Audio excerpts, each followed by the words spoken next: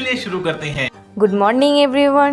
সকালে চা খেয়ে দিয়ে সামান্য পড়ে আমি আমার বুলেটটাকে নিয়ে বেরিয়ে পড়েছি ঠিক করতে, কারণ ও কালকে বৃষ্টিতে ভিজে যায়, ওর সামান্য শরীরটা খারাপ হয়ে গেছিলো। এরপরে ওকে আমি নিয়ে গেছিলাম একটা নামি দামি নার্সিংহোমে। সেখানে গিয়ে ডক্টরকে দেখে বললাম, এর কি হয়েছে আমাকে একটু বলো। তারপর বুলেটটাকে চেক করে ডাক্তারবাবু ঠিক করে দিয়ে বলল, এর সামান্য সর্দি হয়েছিল, তাই আমি ওষুধ দিয়ে দিয়েছি, ঠিক হয়ে যাবে। সেটা और अभी तो रुको, क्लाइमैक्स अभी बाकी है। নিয়েই বাড়ি চলে এলাম। এরপরে বাড়ি এসে পানি খাচ্ছিলাম, পানিটা ভালো লাগছিল না, গরম ছিল বলে। তাই জন্য আমি একটা ঠান্ডা তৈরি করছি খাবার।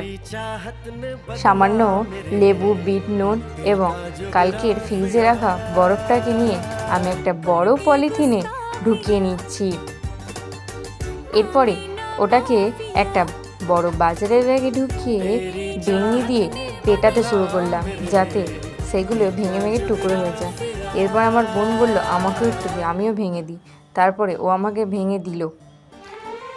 এবার ওইটাকে আমি বের করছি একটা বড় বাসনে। সেটাকে আমি ঠান্ডা জল দিয়ে, লেবু দিয়ে এবং বিট নুন দিয়ে ভালো করে মিক্স করে নিলাম।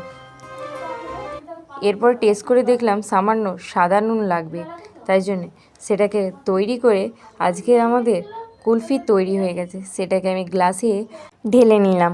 এরপরে ঢেলে নিয়ে সামান্য লেবু, চামচ ও বিট নুন দিয়ে আজকে রেসিপি তৈরি। এটা তোমাদের জন্য, এটা আমার জন্য। ঠান্ডা খাই ও ঠান্ডা থাকি। Bye bye.